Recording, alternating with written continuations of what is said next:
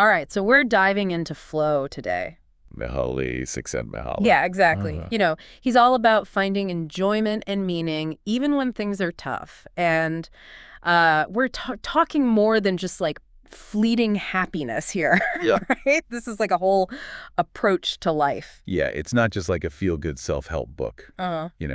It's actually grounded in years of research. Really interesting stuff. He's looked at everything from why people love rock climbing Wow. to how our brains focus, how concentration actually works.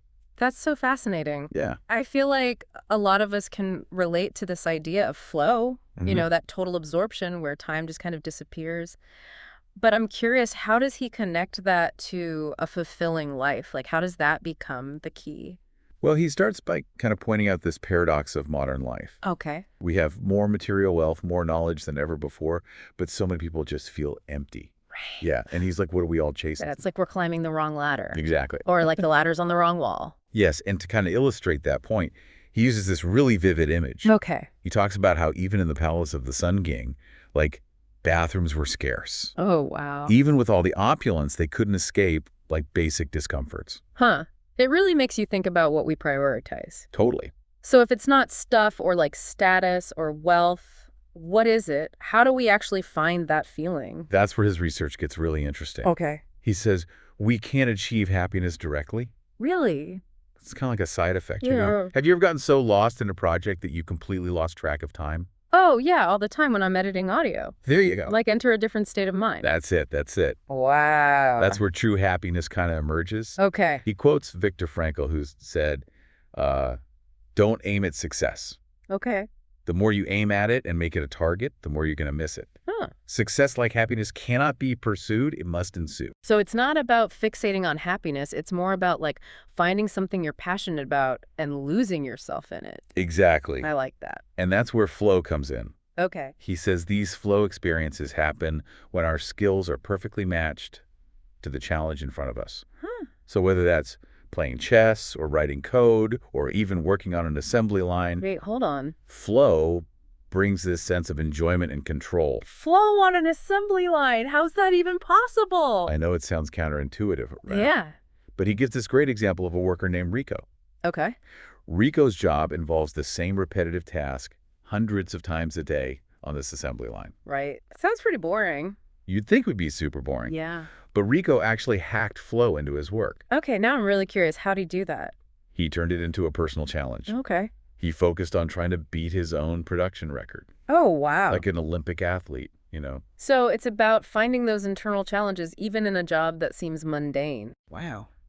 And each time we experience flow, he says, it actually makes us more complex. More complex. Yeah, he calls this process of growth, differentiation, and integration. Okay, break that down for me. What does that actually Okay. mean? So differentiation, think about it as like becoming more uniquely, Okay. homing those skills and talents that make you stand out. All right, right. But integration is about connecting to something bigger than yourself. Oh, interesting. It's finding that sense of belonging and purpose. So it's this balance between standing out and fitting in. Exactly. Finding your own niche, but also contributing to the bigger picture. Yeah. And he gives this amazing example of a woman he calls E. Okay. She has this super complex life, a demanding career, artistic pursuits, music, constant learning. Wow, she's like living proof that flow leads to growth. Yeah, exactly. It makes you wonder, what are the limits when we tap into that state? That's a great question, and it leads us to one of his most powerful ideas.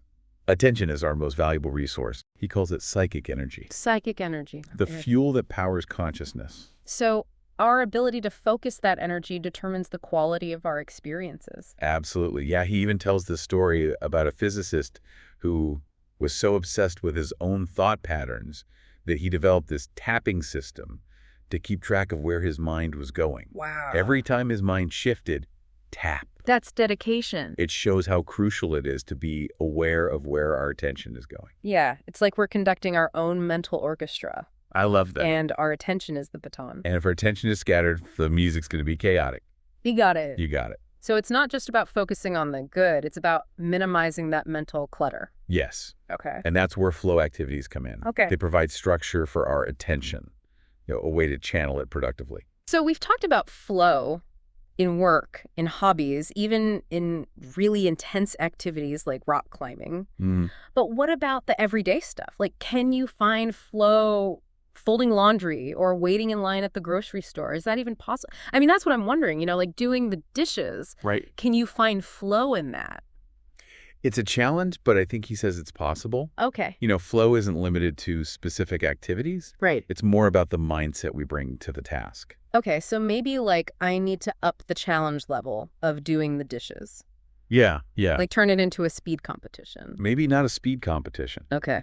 but you could focus on different aspects of it, like really pay attention to the feel of the water, Okay. the scent of the soap, the way the light reflects off the dishes. So turning it into a more mindful experience Exactly. instead of just like a mindless routine. Yeah, it's about shifting our perspective. Okay. And that kind of brings us to another interesting point that he makes about solitude. Solitude. Yeah. That's something a lot of people try to avoid. I know. But he's saying it's beneficial. He's not saying we should all become hermits. Right. But he thinks learning to enjoy solitude is really important for growth. Yeah, I can see how it would help with like introspection and all that. Yeah. Can you really find flow in solitude? Think of it this way. Solitude gives us the space and the quiet we need to confront our thoughts, to reflect, to develop that inner discipline. Right. It's in those moments of quiet that we can connect with ourselves. That makes sense, but like Yeah. for someone like me who thrives on social interaction, Okay. how do you make solitude a positive thing and not something to be dreaded? That's a good question. And he actually shares this great story about a woman named Dorothy Dorothy. who lives all alone in the wilderness of Minnesota, Oh, wow. far from the hustle and bustle. So we're talking like log cabin, roaring fire, stack of books. Pretty much. Yeah. She faces some serious challenges, especially during those harsh winters. But she's found a way to make solitude work for her. So it's about finding those activities and pursuits that nourish us even when we're alone, whether that's reading or writing or creating art, or Exactly. spending time in nature, anything that allows us to connect with that inner source of flow. And that brings us to another really interesting part of his work, the role of relationships in the pursuit of flow. Now, relationships are usually seen as a source of joy and connection, Right. but he's saying they can be flow activities. I don't know if I follow that. Think about it. Meaningful relationships require effort. They require shared goals. They require a willingness to learn and grow together.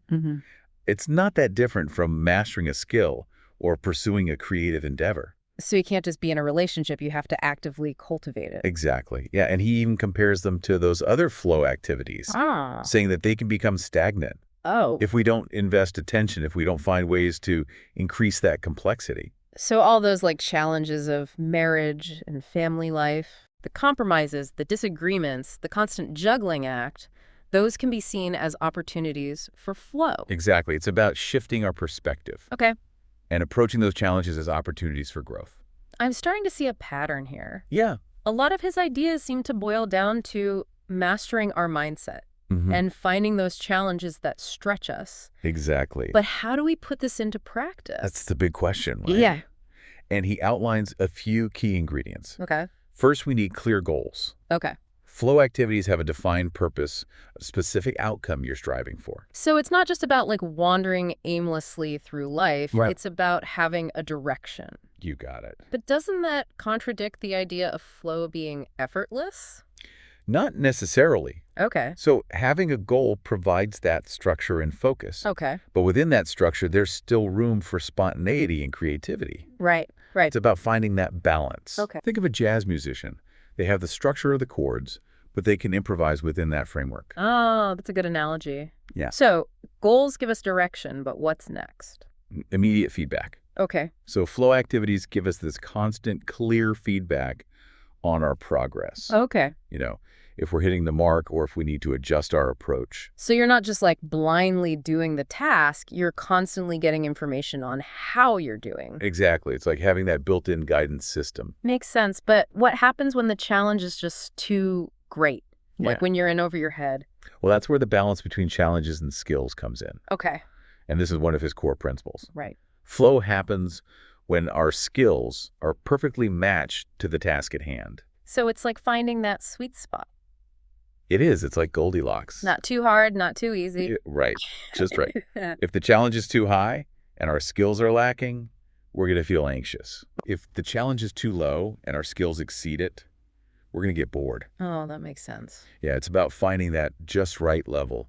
So how do we find that sweet spot in our own lives? Well, it's definitely a process. Okay. Experimentation, adjustment, Yeah. we need to be willing to try new things and to push ourselves and assess. So it's like recalibrating our internal compass. Exactly. Looking for those activities that engage us. Yeah, but what about those people who seem to find flow effortlessly, Right. no matter what they're doing? Like some people just seem to have it. Well, he calls those people autotelic personalities. Autotelic personality. That sounds interesting. Yeah, so this refers to people who are intrinsically motivated. Okay. They find enjoyment in the process of doing things, Right. not just the external rewards. So they love the journey, not just the destination. Exactly. They're the ones who can find flow in all sorts of things, even the things that other people might find boring. Like our assembly line worker, Rico. There you go. He turned that repetitive job into something he could find flow in. Exactly. That's pretty amazing. And Csikszentmihalyi believes we can all cultivate aspects of that autotelic personality. So we can become more intrinsically motivated. Yeah. But how? Well, it starts with paying attention, Okay. noticing what engages us, what makes us feel that flow. So becoming more mindful, more aware Exactly. of what lights us up. Exactly. Okay, I like that. But it's not just about individual change, right? Right. He also talks about the need to redesign our institutions. Yeah, he believes our current institutions stifle creativity and engagement. So he's not just talking about, like, tweaking things here and there. No. He's talking about a more fundamental shift in how we approach education and work. Exactly. He proposes some pretty radical ideas. Like what? Well, he challenges that traditional model of education Okay. that focuses on rote memorization and standardized tests. It's like we've created this factory model of education Yeah, where students are treated like widgets on an assembly line that's a great analogy. instead of unique individuals with their Yeah. own passions and talents. He envisions schools where students can explore their interests, pursue challenging projects, and develop a genuine love of learning. Yeah, creating a space where curiosity flourishes and students are empowered. I love that. But what about the workplace? I mean, most of us spend a huge chunk of our lives at work. I know, and he has some radical ideas about that too. Yeah. He challenges that traditional corporate structure that prioritizes efficiency and conformity over creativity and individual growth. So he's advocating for a more humane work experience Yeah, where people feel valued and challenged. exactly. He suggests redesigning workplaces to provide more autonomy, Okay. opportunities for collaboration and challenging tasks that engage people's skills and talents. So creating a work environment where employees feel valued, challenged, and empowered to contribute their best work. Exactly. And he emphasizes the importance of purpose. That sense of meaning in the work that you do. Especially important today when so many people feel disconnected from their jobs. Right. It's about feeling like you're contributing to something larger than yourself. Yeah, aligning your work with your values. Finding that sweet spot where your passions and skills connect to a purpose. And he says when people feel like their work has a positive impact, they're more likely to experience flow. Interesting. So it's not just about work and education. He also talks about flow in our relationships. Right. We touched on this a little earlier, Yeah. but I'd love to hear more about how we can apply these principles to our personal lives. Well, he emphasizes shared goals, Okay. clear communication, and a willingness to embrace challenges together. So it's not just about finding someone who shares your interests. Right. It's about creating a shared journey Exactly. where you're both contributing and growing. Yeah. And he talks about finding flow in those simple everyday moments with your loved ones. Right. It's not always about those big adventures or vacations.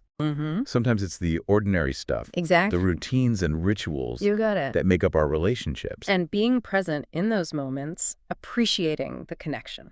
So whether it's cooking dinner together or working on a project or having a deep conversation, Yeah, those can become flow experiences if we approach them the right way. exactly. It's about finding that flow in the midst of the chaos. Yeah. Those moments of connection that make it all worthwhile. I love that. And I think this is a perfect place to pause our exploration for now. Okay. We've covered so much today, We have. from the challenges of modern life to the practical steps we can take to cultivate more flow in our everyday experiences. Absolutely. So we're back. diving deeper into flow. Back into the flow. We've been talking so much about how to find those moments of total absorption and make them a bigger part of our lives. Yeah, how to make them last, how to make them happen more often. And it's not just about feeling good, right? Csikszentmihalyi is saying that these flow states are essential for a fulfilling life. Yeah, they're not just a nice bonus. They're kind of the core of it.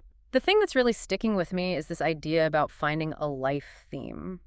Right, like a unifying thread that runs through everything you do. It could be a cause you dedicate yourself to, a skill you master, a certain way you approach the world.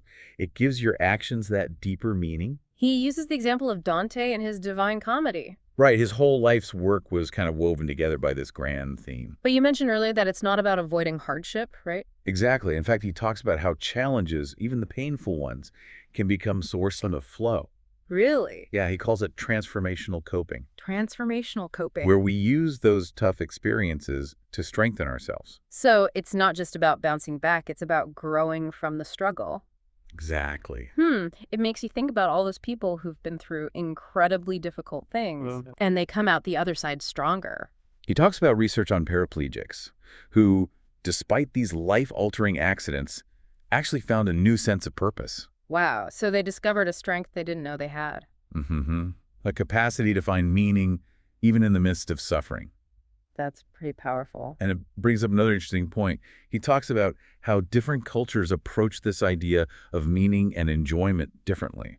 So it's not just a personal thing, it's also shaped by the world around us. He tells that story about Lord Wenhui's cook. Oh, yeah, the cook who found so much artistry in simply preparing a meal. Right, it shows how even everyday tasks can be transformed. Yeah, with the right mindset, the right cultural support. But it also makes me wonder if our culture influences how we experience flow. What can we do to create a society that's more conducive to it? That's the big question, right? He argues that we need a pretty big rethink about how we design our institutions. Okay. Schools, workplaces, even our communities. It's like we've built this system that often prioritizes efficiency and conformity over individual fulfillment. Yeah, over those moments of genuine joy and engagement. He's suggesting we need to shift away from chasing purely material goals and start prioritizing things like creativity, engagement, and purpose. Right. It's about designing systems that nurture those things. So instead of seeing schools and workplaces like factories, Yeah, we should be thinking of them like gardens. I love that. Places where people can cultivate their talents and passions. It's a beautiful metaphor. It really gets at what he's talking about. A shift in values from busyness and external achievements to intrinsic motivation and pursuing experiences that truly nourish the soul. Yeah, it's a big task, It is. but it feels possible. Like if we can understand this power of flow Right. and the conditions that make it possible, Yeah, we can start to design a world where those experiences are more common. exactly. It's not just for the lucky few. And that brings us back to the core of his message. Happiness isn't something you arrive at. It's a byproduct. It's a byproduct of living a life filled with flow. Exactly. It's not about chasing pleasure. Well, It's about cultivating a life rich with challenges, right. with activities that engage your passions and relationships that nourish our souls, Yeah, being fully present and engaged in the world around us. you got it. So as we wrap up this deep dive, here's something to think about. Okay. If happiness is a side effect, maybe the real question isn't how can I be happy, but what am I willing to dedicate myself to fully? That's a good one. What are those things that light you up, that make you feel truly alive? It's an invitation to examine our lives, to really identify those things that make us lose track of time. Yeah, and then go after them with everything we've got. Exactly. That's a great place to leave it. I think so too. So until our next deep dive, keep those minds curious and those experiences flowing.